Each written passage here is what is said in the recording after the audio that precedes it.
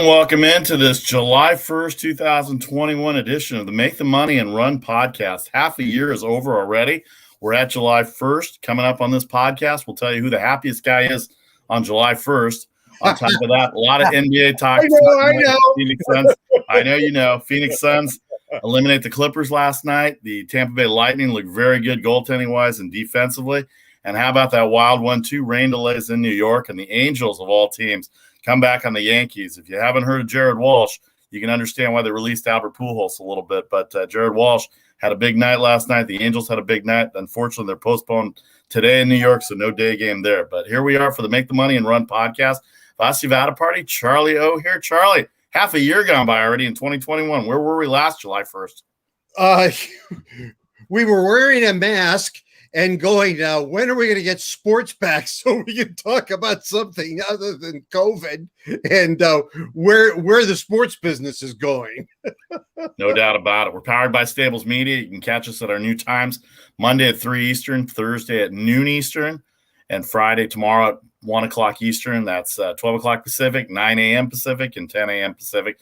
Facebook and YouTube Live, we're powered by Stables Media. If you miss any of the live broadcasts, including our worldwide famous unsponsored picks, you can download, subscribe, rate, and review anywhere you get your podcast. Just find that logo in the top right corner, get on any podcasting site, and you'll be able to download it and subscribe, and we really appreciate it. You can also get to us on social media, MTMAR Podcast, at MTMAR Podcast on Twitter, at MTMAR Podcast at gmail.com. MTMARpodcast@gmail.com. I know, I'll get it all straight here. And then, of course, our Facebook page, our Instagram page, any games you want to know about. Lots of things happening in the NBA. Charlie, let's start out with the NBA. How about those Phoenix Suns? I think the two games they lost against the Clippers, I was really surprised with the effort it seemed like they put out. But Chris Paul kind of showed the way last night. His first NBA Finals coming up. He gets 31 in the second half of 41 points. Devin Booker, 22. DeAndre Ayton, 16. And Jay Crowder even chipped in with 19. 5 of 9 on threes. Phoenix, a 1-point favorite, 218.5 in Los Angeles as it closed at all boards. A 130-103 win over the Clippers. The Clippers are eliminated. Now Phoenix has a few days off to wait for the Milwaukee Bucks or Atlanta Hawks as that series tied 2 games apiece. We'll talk about that in a second. Giannis is questionable. Trae Young questionable for tonight's game. But, Charlie, how about those Phoenix Suns? We thought they were the best defensive team left in the playoffs, and here they are proving it. Yeah, it was really interesting. I was a little antsy after they didn't put them away the other night, and having to go back to Los Angeles, I was a little up in the air about it. And I went ahead and took Phoenix minus the 1 just because I believed that they were the better team. And the one thing that I thought was going against the Clippers was the fact that they had to weigh so heavily on Paul George. And that's not a knock against Paul George. It was just that everything was weighing so heavily on one player. And Vasu, I got to tell you, I'm going nuts about the fact that so many people are going after Paul George, saying, hey, he let them down. He didn't take the Clippers to victory. The guy's a bum. He's a second-level player. And I'm going, wait a minute. Did anybody miss the fact that Kawhi Leonard was not available at all during the series? Yeah. That Paul George literally put this team up on his back. And the only reason this series went 6 games was because he came out and played unbelievable basketball, played many, many more minutes than a guy his age should have to play. And he excelled.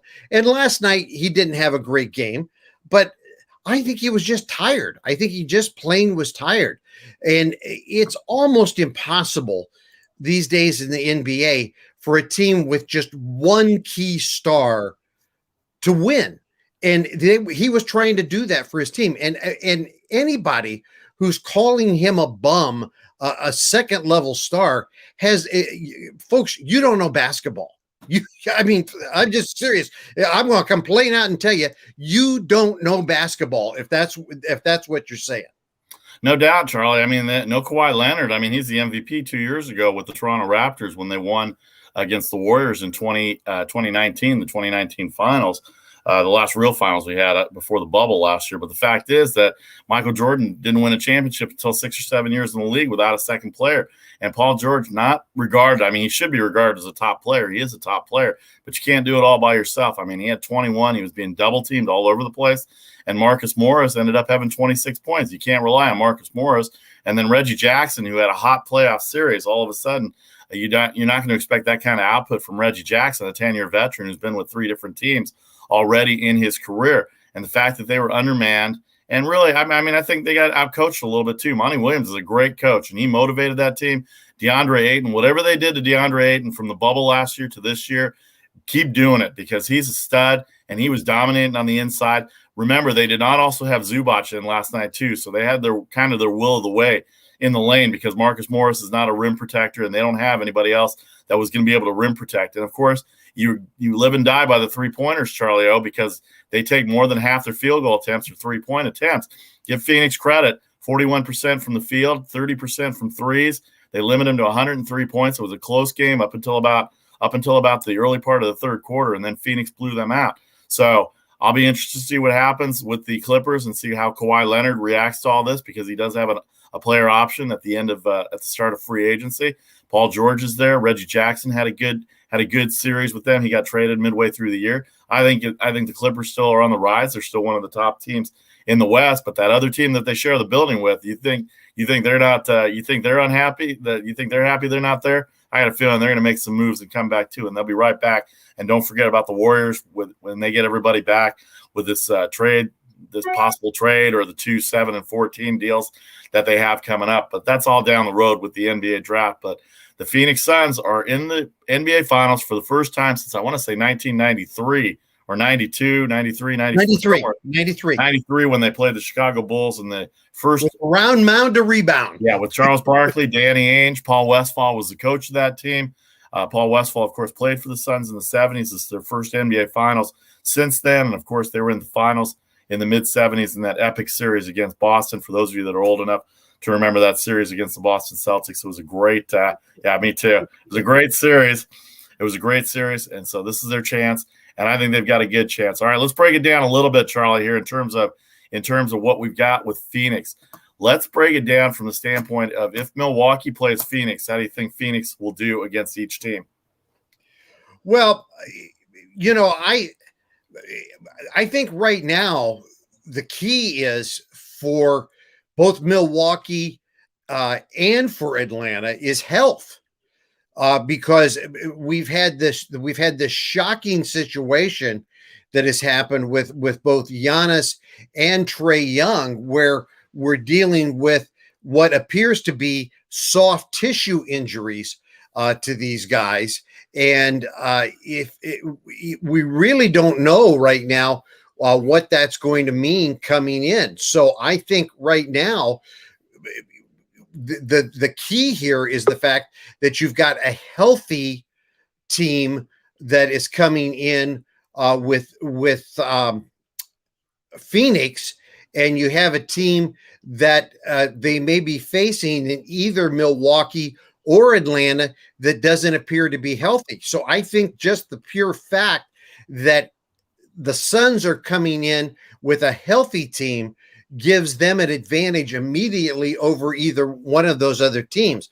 But I think the fact that you also look at the Suns coming in with Paul and with Booker and with Ayton and that assorted cast that's coming in, and I'll tell you what, they're going to be tough. They're going to be tough to beat. I think that a Suns Milwaukee series, I think, would be a little more entertaining. But I think either way, we're probably looking at least a 6-game series between either one of those teams. All right, a little internet problem there, but Charlie kept going as a good co-host does. Back with you here on the Make the Money and Run podcast. Vasu, Vaddiparty, Charlie O.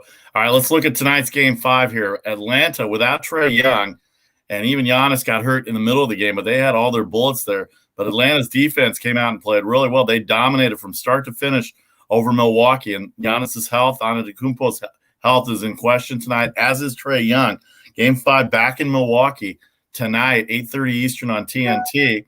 Milwaukee 2.5-point favorite, 215 the total. What do you think, Charlie, in terms of the game itself? Let's assume both players are going to play, and Milwaukee a 2.5-point favorite tonight. You got to think Milwaukee at home. I just think they're better defensively, but boy, I'm not going to take anything away from Nate McMillan and what Atlanta's done this year since he's taken over as a coach, Charlie O. Yeah, you know what?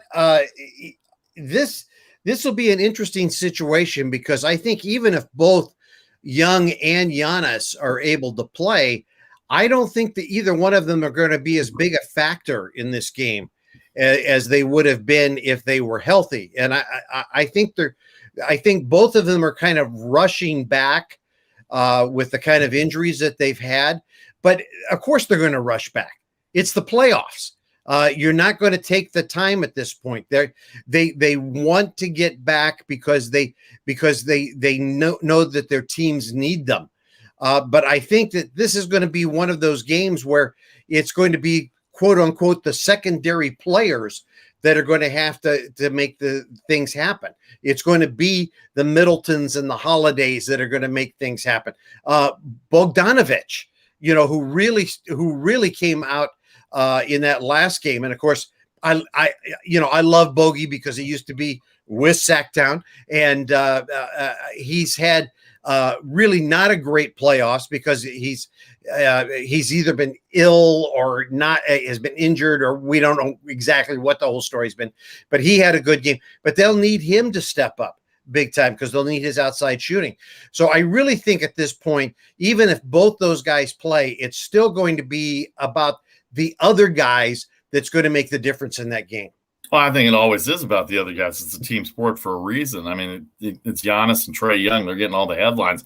But you're right. Chris Middleton has had his good games and he's had his bad games. Drew Holiday plays outstanding defense, and he had 33 in one of the games earlier in the series. But you can't rely on him because he also went 0 for 7 to start one game. So there's your three guys right there. And Brook Lopez, he's a good rim protector, can give you some offense here and there, but I don't think he can keep up. I think Clint Capella's giving him a tough time in the middle there because Clint Capella, very underrated offensive rebounder, going after these balls. He's getting double-doubles every night.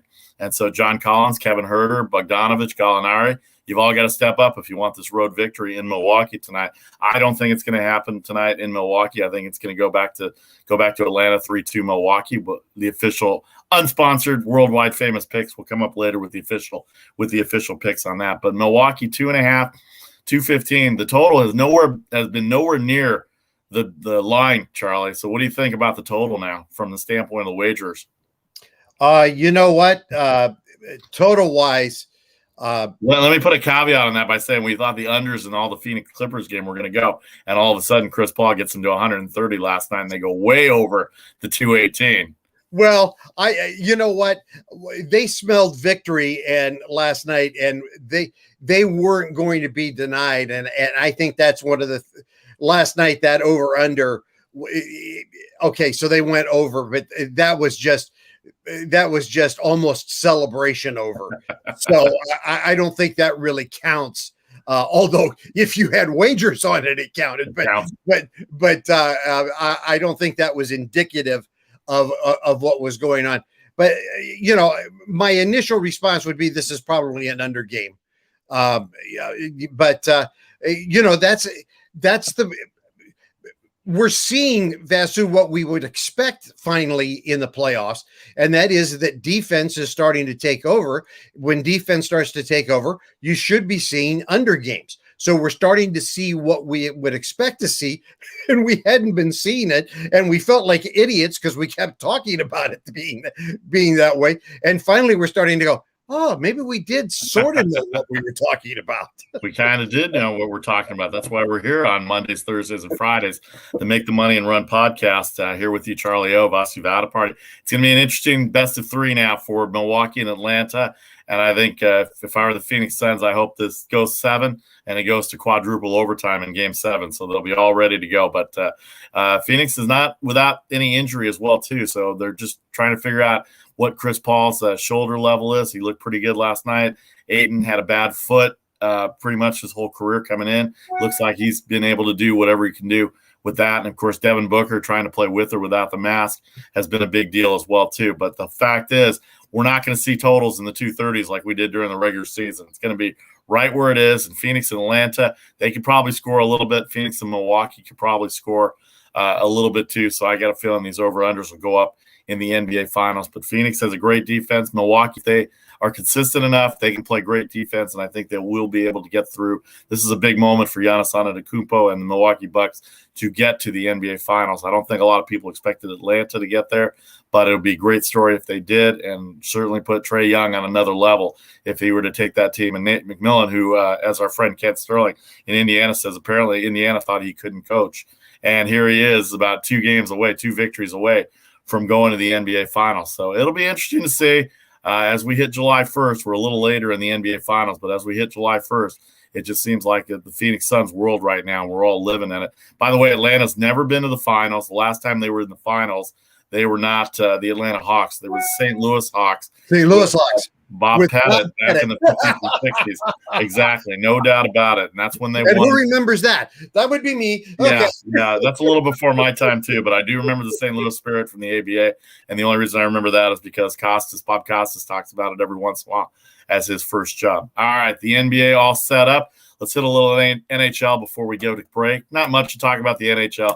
I think Tampa Bay came in as a plus 150 in the Final Four. They get a 3-1 victory last night on Montreal. Carey Price was really good last night, but he did give up 3 goals. He's given up 8 goals in the first 2 games. Tampa Bay with a 2-0 series lead. They'll go back to Montreal tomorrow as a favorite, a 135 favorite. The total is 5. I still think the unders are the play here. I think Tampa Bay in game 1 got a couple of one empty net goal that took the total over in their 5-1 victory. But Andres Vasilevsky at goaltending and their back checking and their defensemen have been outstanding. Montreal has not been able to advance the puck through the defense, Charlie. And Kucherov, he was questionable for Game 7 against the Islanders. He comes back and plays in Game 7, and then all he does in Game 1 is score 2 goals for Tampa Bay to lead them. He's their all-star. He's their MVP. He's their Calder Trophy Cup nominee. He's the guy for them. But Tampa Bay up 2-0 in the series. I can see this series going 5 games. I can see Montreal winning 1 game, but I got a feeling Tampa Bay is going to win this series, and I'll be looking forward to it as a fan of the Tampa Bay Lightning as well. Well, and right now, things are kind of going as predicted. I mean, everybody kind of felt like it was a miracle that Montreal was there to start with.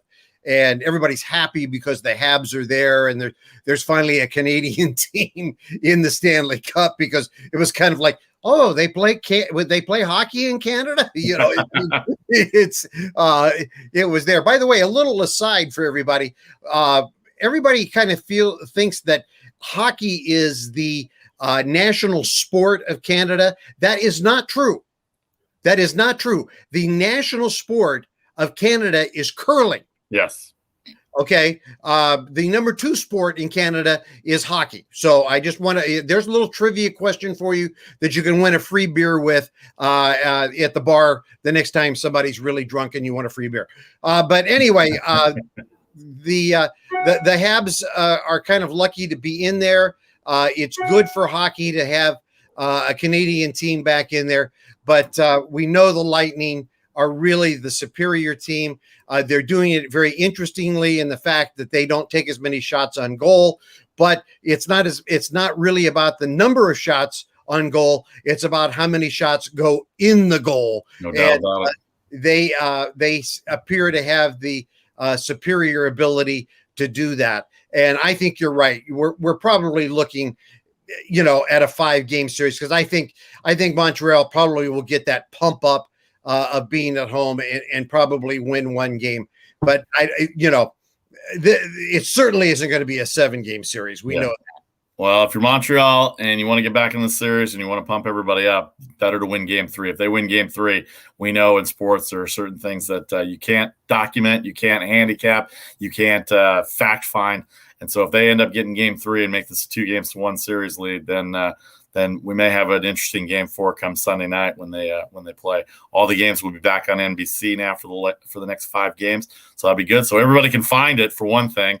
That's the number one thing. This will be the last year that NBC has it. ESPN and ABC will get it back to where everybody can find it. But Tampa Bay right now playing as well as anybody. get into the playoffs, and they were plus 150. If you still have a ticket on Tampa Bay at plus 150, you're doing pretty well with that as well. All right, Charlie O, Vasu, Vaddiparty, Make the Money and Run podcast. We're going to take 30 seconds, talk a little baseball when we come back, and then we'll give you our picks at the end on a Thursday, July 1st, 2021. This is the Make the Money and Run podcast. Back in 30.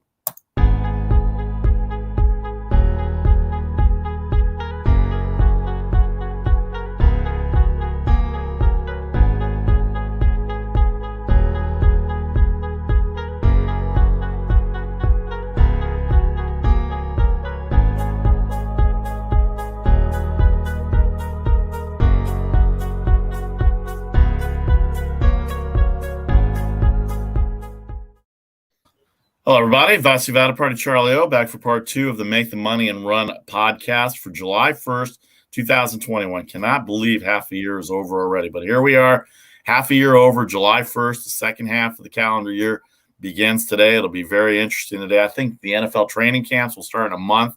Who figured that? I can't believe how fast that's gone by.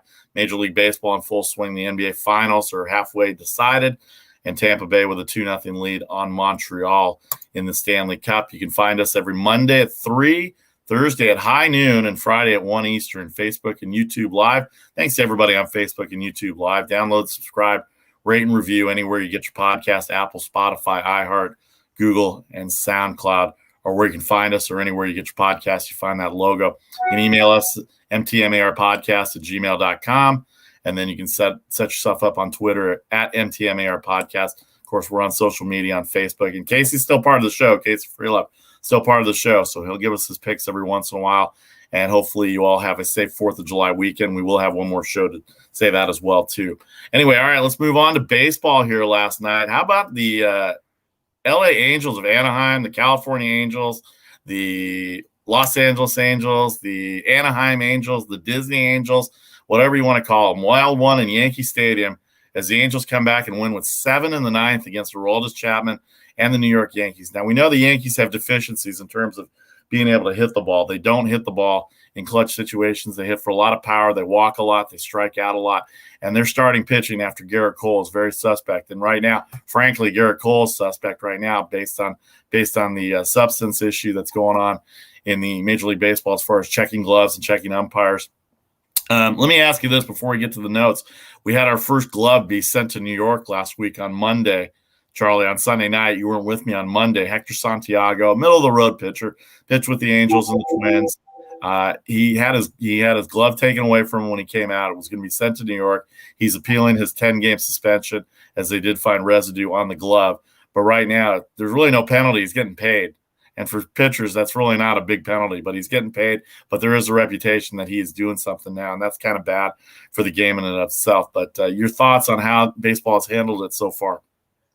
Badly, which is typical baseball. I mean, I think the best statement on how they've made it, how they've done it, was done by Sergio Romo. Drop your pants and make it look like it's the Three Stooges. I mean, they had no plan. They had absolutely no plan. And the process by which the managers are able to challenge had no plan. Obviously the umpires aren't really in charge of it, and they're not taking charge of it. So they've made a joke out of it. Now, it obviously is having an effect because we know that spin rates are down, and we will talk about it in a minute, but run totals are up in crazy ways. We're not really sure that it's had a big effect yet on batting averages yet, but that may or may not be related to some of this. But they've done a terrible job. They've done a terrible job with it. And it's reflective of Rob Manfred and his total lack of leadership as being commissioner, which to me is just a continuation of the total lack of leadership that Bud Selig had as a commissioner. You had a guy who was an owner who then wasn't an owner because his daughter was running the team, and then eventually they sold the team, but he was still an owner because he was in the boys club, and then they handpicked this guy. They won't pick a commissioner. The last time they had a commissioner, they had Peter Uberoth, which most of you folks don't have any idea who he was, but he was a real true executive who came in and really had a plan for baseball, and the owners absolutely rejected him. And after 4 years, this guy who had run the Olympics, made money for Los Angeles, could have taken baseball to a height that they never could have imagined. And they rejected him, and he finally said, I give up. I give up. And so now they wind up with this, and they turn themselves into a comedy show, a sideshow, a circus. And that's what they're doing now. It's what they're doing now. You got at some point to look like you're a professional organization, and they don't look professional. No doubt about it. Yeah, no doubt about it. The last commissioners we had were Peter Uberoth, Bart Giamatti, and unfortunately for his untimely death back in 1989 with the Pete Rose things that were going on back then. By the way, for those that don't know, Bart Giamatti is the father of the actor Paul Giamatti, who is very, very well known in certain movies like Sideways, where I first got to see him. But he's turned himself. His career is quite good now from the acting standpoint. And then you got Faye Vincent. Who, by the way, that was a Coke, not a beer. Okay, just for everybody else. Hey, if you're not drinking when you're gambling, then you're doing it wrong. Trust me on that one. But Faye Vincent also, and then Selig, and then Manfred. I think as far as Rob Manfred goes, this was an untimed plan that should not have happened during the middle of the year. They should have had some kind of process for going into it. I don't mind them checking because clearly there's been something going on in the last 10, 15 years, and batting averages have been down. Home runs have been down. It's been walks, strikeouts, spin rates, 500 miles an hour more, or 500 miles per hour more revolutions. It's just bad for the game to see what's going on. I'm glad they're doing something about it, but I thought it would have been better to come up with that during the offseason. But I think what's happened, Charlie, is I think baseball, unlike the other sports, have been very reactive to situations instead of being proactive. Vasu, and I learned something last night that I did not know. I had a very interesting night last night. My daughter's a dog breeder, and she had 4 dogs that had puppies within 5 days of each other. So we have to babysit them when they first have them. So I spent the night last night, all night, me, Sports Center, on the radio, and my computer, and 33 puppies. And so I was listening, and they were talking about, they interviewed Ohtani, and they asked him about the problem or the lack of problem in Japan with this and no substances. And they talked about the baseballs in Japan. Now they use a Mizuno baseball in Japan, but they already have a designed grip built into the baseball in Japan. So they don't have this problem. They don't even have to rub the baseballs up with the quote unquote Mississippi mud and right, all that kind of stuff. They have the grip built in. So I'm going, wow, that's too logical. So rather than, have this sideshow, why couldn't have baseball gotten together and gotten with Rawlings and everybody else and said, okay, starting next year, we're going to come up with a baseball that has grip. We'll just, we'll grab 10 baseballs from Japan. We'll break them down, have somebody look at them, figure out what's going to do. We'll steal the kind of things we do because everybody does that kind of stuff anyway. Figure out how to get grip. And then we'll say, anybody caught with any substance on there, boom, you're out, 30-day suspension without pay, bang, it's done. I'm sorry, is it that complicated? It kind of is, Charlie, the way it is, because you're dealing with unions, you're dealing with player associations, you're dealing with all sorts of things. But it is interesting from the wagering standpoint how these lines have been adjusted, how these totals have been adjusted now from that standpoint. So be careful with what you're doing in terms Absolutely. of check out what's going on with baseball. You can tell the batting averages have come up, the strikeouts have gone down in the last 3 weeks since they started checking. And by the way, kind of fun. I have to be honest with you, it's been kind of fun. It has been kind of fun to watch a little baseball. I saw a stolen base yesterday for the first time in a while, so we'll do that. A lot of things going on in baseball. That game last night, you thought I had Ohtani as the pitcher last night. The one problem that Joe Madden has, he walked 4 guys, and he only lasted 2/3 of an inning. The problem is he took him out of the lineup too. And he probably could have gone and played left field. I know Joe Madden doesn't want to put him in the outfield at all. And if you don't start with a DH, you can't add a DH. Those are the baseball rules. And that's a fair rule. But no Ohtani the rest of the game. They get 2 in the first. The left fielder, Phil Gosselin, a middle infielder, utility infielder. He would probably be the one that would have been taken out if Ohtani had gone in the left field. But he hit the 2-run home run to open the scoring, so they weren't going to take him out. In fact, he ended up being a cause in the 7-run ninth inning as well, too. So then the Yankees come back with 7 in the bottom of the first, and you think, oh, man, nice bet I had. Nice job, Ohtani. And then all of a sudden, Jared Walsh gets hot. By the way, if you haven't heard of Jared Walsh, he has 20 home runs now. His 19th home run came in the 4th inning, made it 7-4, and then it was 8-4. And then what is it with closers? Aroldis Chapman comes in. He hadn't closed in about 5 days. He hadn't pitched in about 4 or 5 days because they got swept by the Red Sox, and they lost on Monday night to the Angels, and then Tuesday they blew him out. So Chapman comes in an 8-4 lead. Something about closers when it's not a safe situation, not a pressure situation. He walks 3 guys.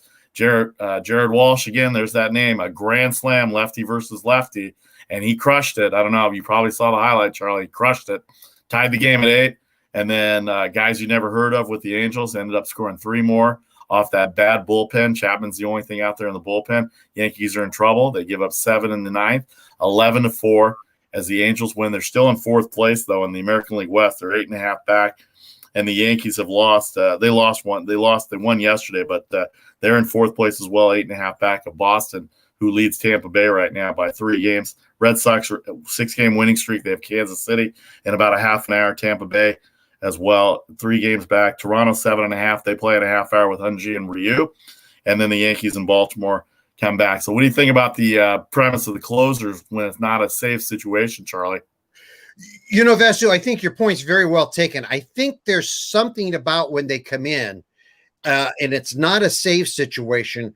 I think they don't have the pressure that they're used to coming into. And I think it's a lack of adrenaline factor that comes in. I mean, you think about Chapman. He comes in, every time he comes in and under, in 99% of his cases, he comes in and it's in a pressurized situation, and it's his job to come in, usually to get 3, maybe 4 outs to win a game. And most of the time, he only has a 1 or 2 run cushion to deal with. So the head is there, the pressure's there, the adrenaline's there, and man, I'm going to take care of these guys, and boom. Well, he comes in here, I got 4 runs, I don't need to do as much, I don't even know why I'm in here. Why are they bothering me? Boom, this lefty takes him out and parks that sucker out in the bullpen out in right field, and all of a sudden it's over. I think that was the first time that a team had given up 7 runs in a first inning and came back and scored 7 runs to end the game. Like, I'm serious. It was like, that's a good number. I didn't even think about that. It was like 1900. I'm serious. Yeah. It was something crazy like that. I saw it. And again, I was doing this overnight, so some of those things are a little foggy now between the caffeine. But it was something insane, like since 1900. I think it's just an attitude. I think, you got a guy that all of a sudden is used to pressure, and you bring him in almost like I think he feels like, okay, you just made me a middle reliever. Okay, so all right, I'm going to come in, I'm going to throw the ball, and he's not there. And one thing, Vasu, I'm just going to mention this, that they talked about both on the radio and also in the articles, is that at the end of the game, the few people that were left at Yankee Stadium, because that game ended at 1:06 Eastern time, because they had 2 rain delays in that game. The crowd was yelling, "Fire Boone, fire Boone, fire Boone." Normally I have a little respect for Yankees fans because New York fans tend to be pretty educated baseball fans. But at this point, they're showing their stupidity because you know what? The guy who needs to be fired right now in New York is Cashman, because Boone can only work with the player personnel that he has, and they're not giving him the players. And the rumor is that the Yankees do not intend to really be dealing at the trade deadline. And if they're not dealing at the trade deadline, they're not going to the playoffs. It'll be interesting to see. The Angels with the victory. Usually if you lose a game like that, you want to get right back out there. But the Angels-Yankees postponed today. They'll make that up at a later date. Other stuff in baseball, the A's look to take 3 or 4 from Texas. They are now only a half game back. And why are they a half game back? Because the Astros are on a 4-game losing streak. They got swept by the Baltimore Orioles. They lost 2 out of 3 to the Detroit Tigers over the weekend. They are 1-5 against the Orioles and the Tigers. Charlie O, in terms of wagering, where they're 250 or 260 every night against second division teams, how do you explain this run by the Houston Astros right now? I don't. I guess they need to put the buzzers back on Altuve and get the trash cans out. I exaggerate a little bit, and that's a little much, but I don't know. I guess ego. You go in and say, hey, we're just, these guys are third tier teams, and we're top tier. And so we're just going to go in and we'll just we'll do our thing and get out of there. Well, these guys are pros. They're all pros. And for them, the Astros coming in is going to be their World Series, because they know they're not going to the playoffs. And so when these teams come in, they're going to play tough, and they have pride. So they're going to play these teams tough. And if you don't give it full effort, they're going to beat you.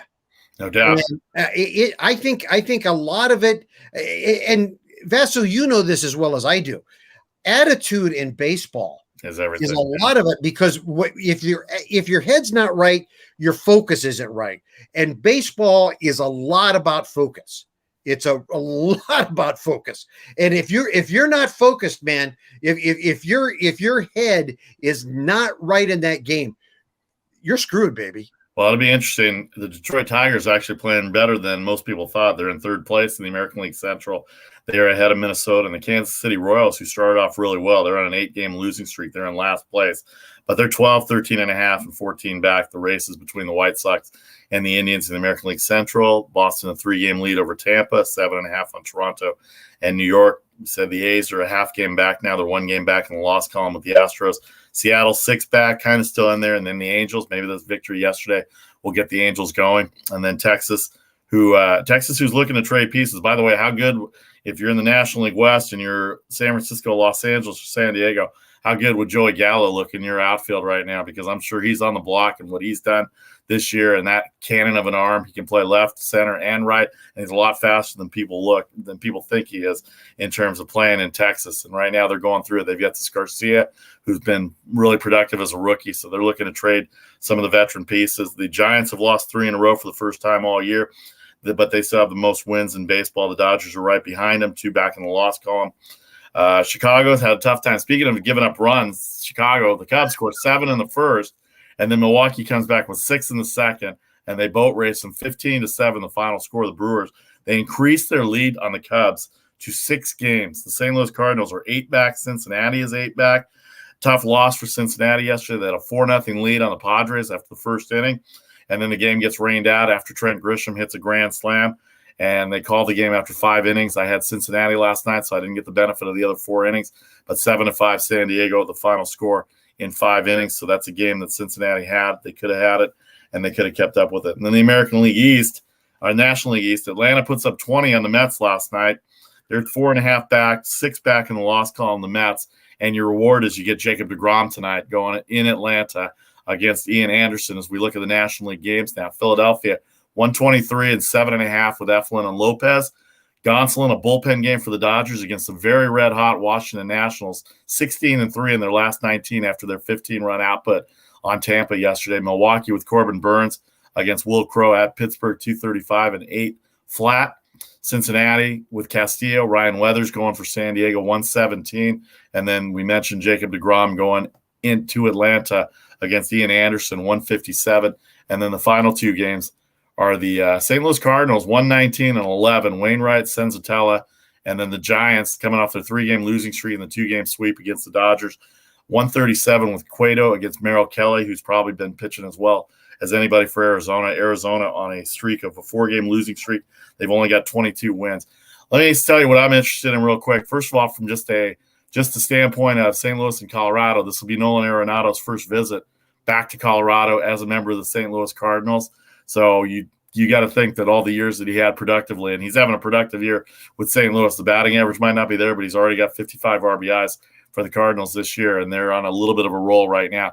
Adam Wainwright, Senzatella in that high altitude ballpark. I can see 11 flying over the total, but Nolan Arenado should get a good video highlight and should get everything there. Dodgers, I'm interested to see how they handle Washington this weekend. They play on July 4th every year. The Washington Nationals play 11 o'clock in the morning on July 4th to not interfere with the July 4th parade down the Washington Monument. And so that's going to be early for a West Coast team, 8 o'clock in the morning on Sunday, July 4th. And today's a bullpen game, and they are 16-3 in their last 19. So the Dodgers better come out and play because you can't take the Nationals lightly, and they're going to get Max Scherzer in one of these games as well, too. And then, of course, Jacob deGrom. What can you say about Jacob deGrom that hasn't been said already? He's going to Atlanta, and maybe Atlanta got all their runs out of their system yesterday because I'm pulling. I got a feeling Jacob deGrom's going to come out and shut them down like he's done everybody else, Charlie. National League, Charlie, what do you think? Well, let's start with Atlanta and the Mets. I mean, Atlanta yesterday, they come out and they make a mockery out of that game. Although Acuna, he makes a big deal out of the fact that he got that grand slam in the 8th, and it was off what position player. So I'm putting an asterisk on that one. Okay, come on, it was a position player. I mean, it's like getting a home run off Jose Canseco, for God's sake. Come on. Those kind of things happen. And some of the guys from Atlanta are saying, well, these are the kind of games that can turn a season around. No, they're not. No, they're not. They're going to have to come out today, and we'll find out what they're made of, because they're going to face deGrom. I mean, an ERA this time of year, July the 1st, has an ERA of 0.69. Now, that's impressive. That's impressive. And folks, that has nothing to do with spin rate. That's got nothing. This guy just flat out pitches. Okay. No doubt about it. They can, sticky stuff, anything else. You're still going to find guys who just flat out can pitch. And this guy is one of them. And so this ought to be a heck of a game today.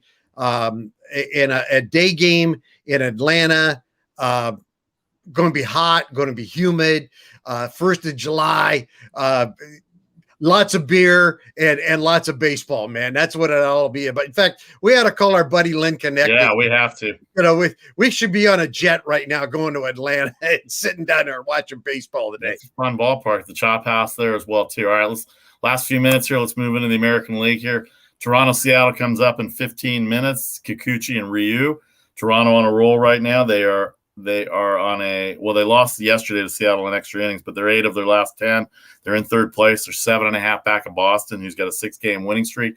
Boston also goes in about 15 minutes with Nate Eovaldi, who's been their best starting pitcher this year. Chris Bubich going for the Royals, who have lost 8 in a row, and they're 33-46. Not a good run here by the Royals last few weeks. And then the big series, the White Sox have won 3 in a row. Minnesota, I know, is terrible, but they've got Jose Barrios going today. Carlos Rodon, about a 150 favorite, 166 favorite, 146 favorite, 8.5 the total. And then Oakland and Texas in the day game. I believe Oakland needs this win. You can't split with the Texas Rangers. Sean Manaea going to go out there against Dane Dunning, 3:30 Eastern here on the West Coast, 12:30 on the West Coast. And then the Astros at Cleveland. Framber Valdez has pitched pretty well for them. They're on a 4-game losing streak. Cleveland 2.5 back of the White Sox. Cleveland bats a little lacking right now, and they've got Juan Carlos Mejia going tonight against Framber Valdez. American League, Charlie. Well, let's talk about Cleveland. First of all, Cleveland lost both ends of a doubleheader yesterday to Detroit. Now, again, they were 7-inning games, but I don't care. I'm used to that. I used to broadcast minor leagues, so I'm used to 7-inning doubleheaders. They lost both ends of a doubleheader, so they need to get healthy. And that's the wrong team to have to try to get healthy against. So they're in a bit of trouble. They need to figure out what's going on, and Cleveland is probably exceeding expectations at this point. I think we would probably agree that that's been the case all season long. The White Sox, I think, are still the class of that division. I think everybody's going to have a heck of a time trying to pass them.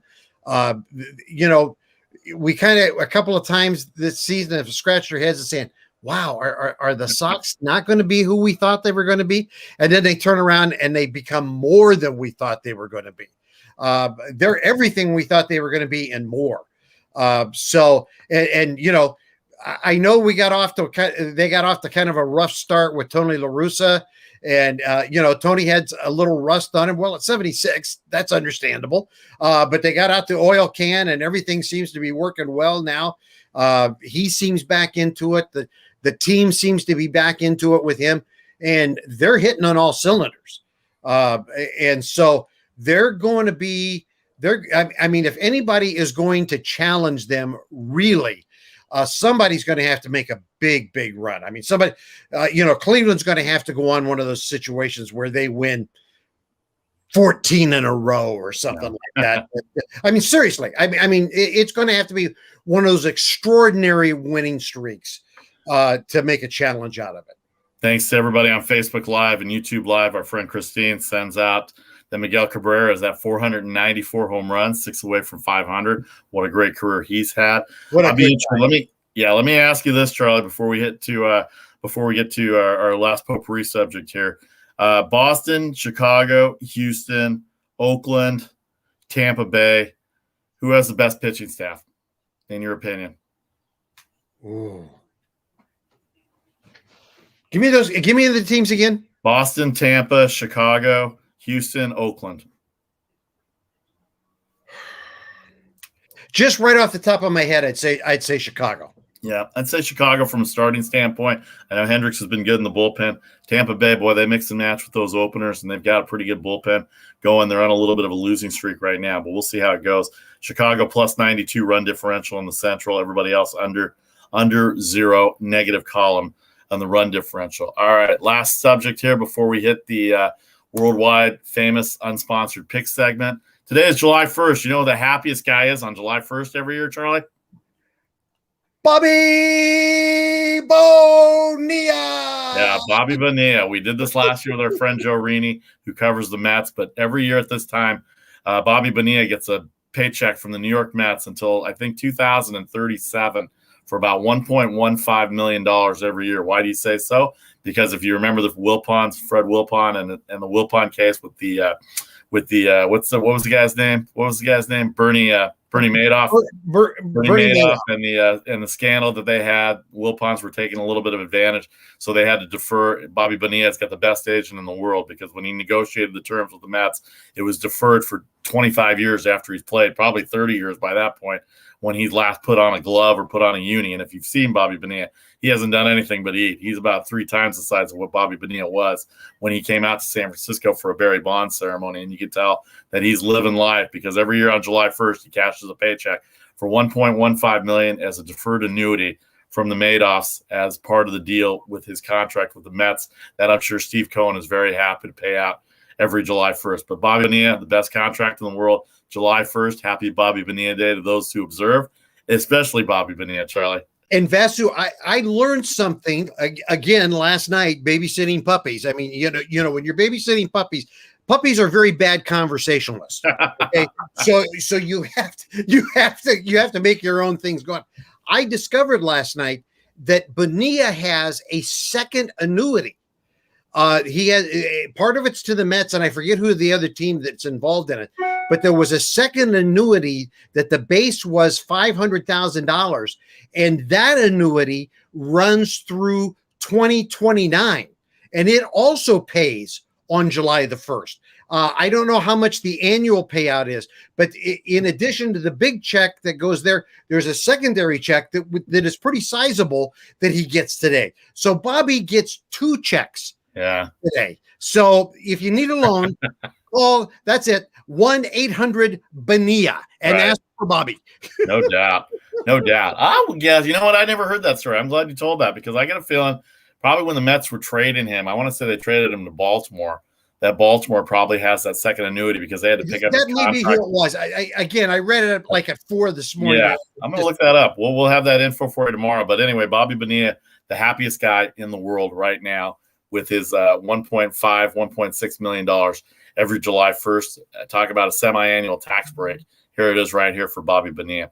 All right, we're going to take 30 seconds, come back with our picks for the day, and then we'll preview Friday's show as well, too. Vasu, Vaddiparty, Charlie O. Make the Money and Run podcast for July 1st, 2021. Thanks to everybody on Facebook and YouTube and those that download and subscribe on all the podcasting outlets. Back in 30.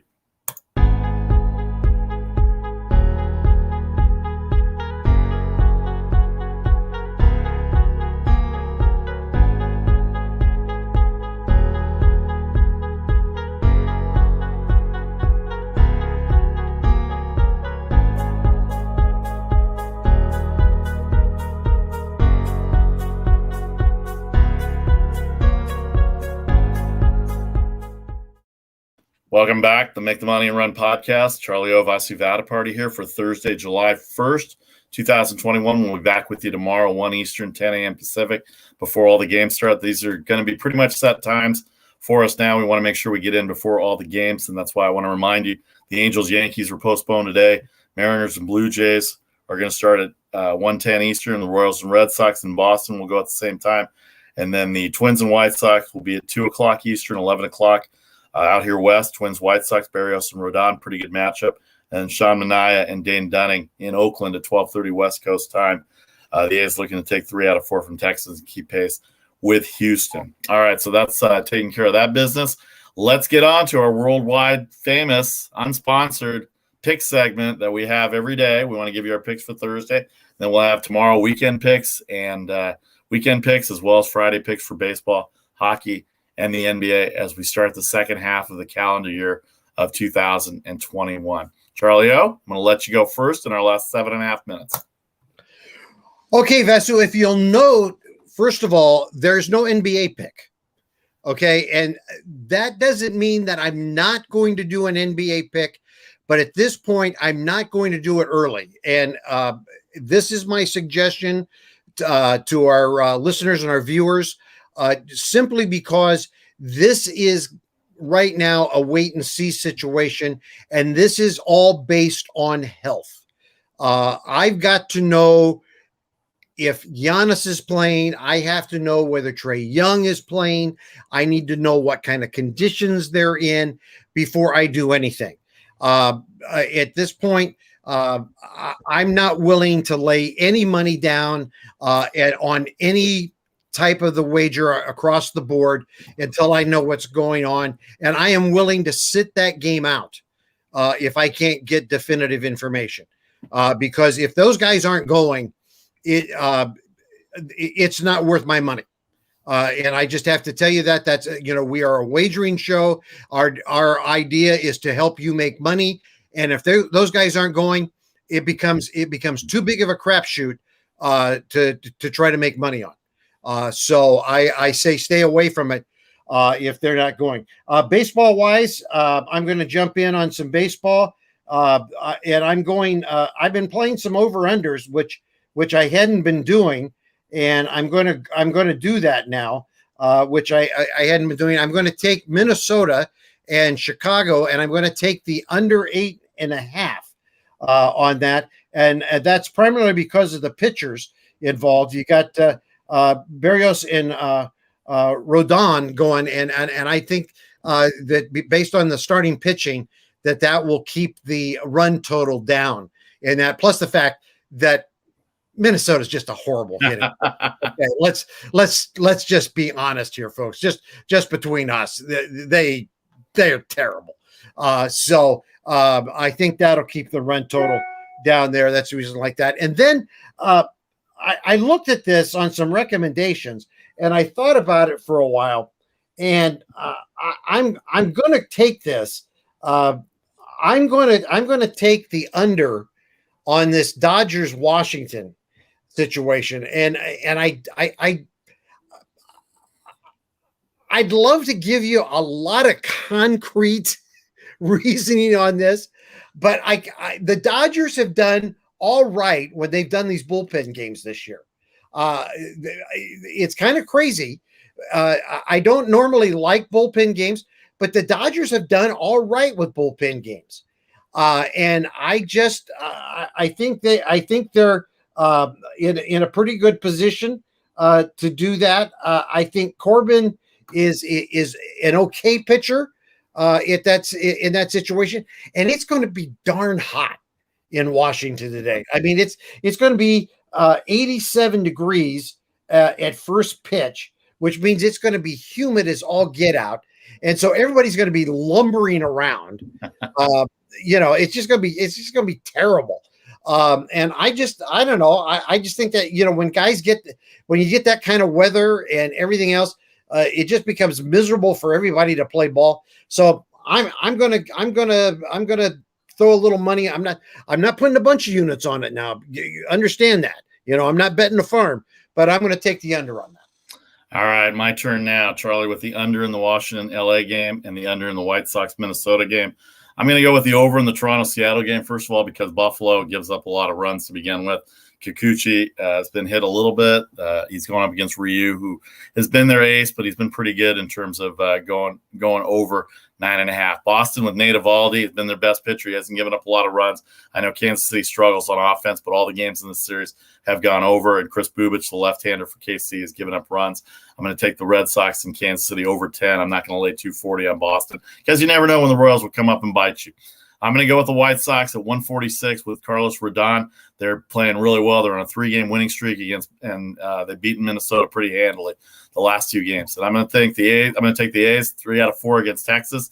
Sean Manaea has been on a roll the last 3 starts, and he's got Dane Dunning in the afternoon as well. And the last baseball game, I'm going to go over because Washington is 16-3 in their last 19.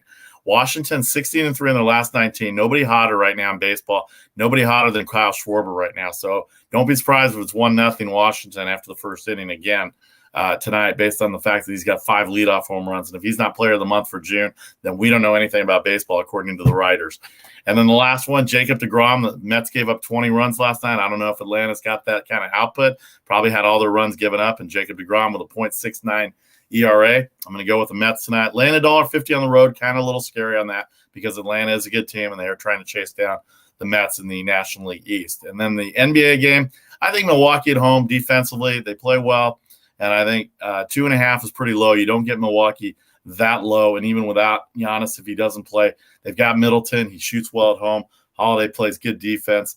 And Brook Lopez and Capella will battle it out. So I think Milwaukee minus 2.5. And then we're going back to game 6 on Saturday for Atlanta and Milwaukee, with Milwaukee up 3-2. That's what I say, but who knows? We'll find out tonight. All right, we're here every Monday, Thursdays, and Fridays. Mondays at 3 Eastern, Thursdays at noon Eastern, and then Friday at 1 Eastern time, all on Facebook Live and YouTube Live. Of course, if you miss any of it, including our pick segment, which we just gave you, you can download and subscribe anywhere you get your podcasts at Apple, Spotify, iHeart, Google, SoundCloud, anywhere you get your podcasts, find the logo and get to it. All right, for Charlie O, I'm Vasu Vaddiparty. Have a great Thursday. Enjoy the games. And as always, good luck. We'll see you tomorrow, 1 Eastern, right here on Facebook Live and YouTube Live. Take care, everybody.